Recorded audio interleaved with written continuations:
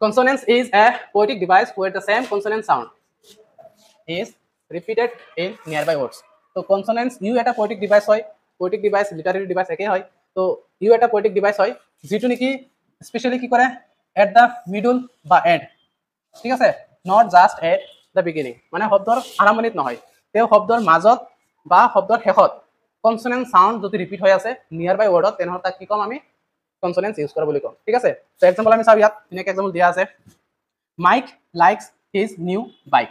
তো এই কেইটা ওয়াৰ্ডৰ মাজত আমি নিয়াৰবাই ওয়াৰ্ডত চাম যে কনসোনেন্ট সাউন্ড ৰিপিট হৈ আছে নেকি। যদি কনসোনেন্ট সাউন্ড ৰিপিট হৈছে আৰু শব্দৰ মাজত বা শেষত ৰিপিট হৈছে তেনেহলে তাক কি হৈছে কনসোনেন্স ইউজ কৰা বুলি কম, ঠিক আছে। প্ৰথম নহয় মাজত বা শেষত। তো মাইক মাইকৰ কে, লাইক এই লাইকৰ কে, তাৰপিছত বাইক এই বাইকৰ কে।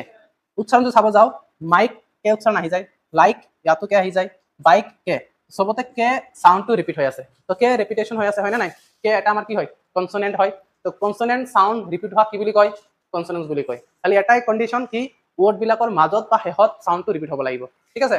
যেনেকে ইয়াত আৰু এটা পাইছো কোৱেশ্চন, ইয়াত কি দিছে the black rock stuck to the back of the shack। তো ইয়াতো সেম কথা, black rock stuck back আৰু কিছে shack। তো সবতে কনসোনেন্ট লেটাৰৰ ৰিপিটেশন পাইছো আমি হয় না, কনসোনেন্ট লেটাৰ কনসোনেন্ট সাউন্ডৰ ৰিপিটেশন পাইছো।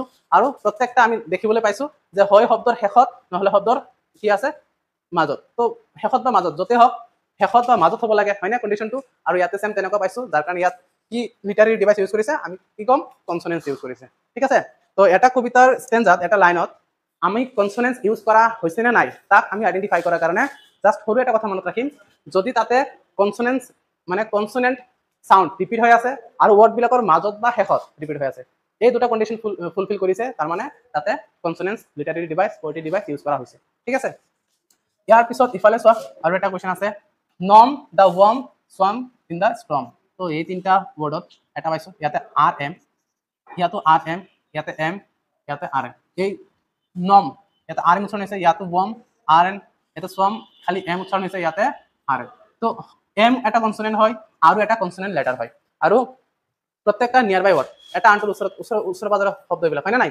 তো নিয়াৰবাই ওয়াৰ্ড আমি কি কৰো যদি কনসোনেন্ট সাউন্ড ৰিপিট হৈ আছে তাক কনসোনেন্ট ইউজ কৰা বুলি কওঁ। আৰু ঠিক তেনেকুৱা এটা এক্সাম্পল আমি ইয়াত পাইছো, সেইকাৰণে ইয়াতে কি লিটাৰী ডিভাইস ইউজ হৈছে বুলি আমি কম কনসোনেন্ট, ঠিক আছে। বুজি পাই আছা না কথাখিনি, বহুত ইজি হয়, জাস্ট মনোযোগেৰে শুনিবা আৰু গোটেইখিনি মূৰত এনেই সোমাই যাব, ইমান টেনশ্যন ল'ব নালাগে।